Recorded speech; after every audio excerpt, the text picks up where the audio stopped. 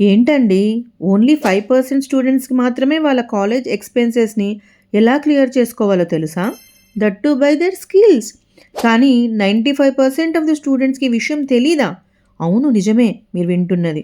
మీరు కూడా video editings, graphic designing, digital marketing, affiliate marketing ఇలా ఏదో ఒక స్కిల్ నేర్చుకొని మీ ఎక్స్‌పెన్సెస్‌ని మీరే క్లియర్ చేసుకోవచ్చు.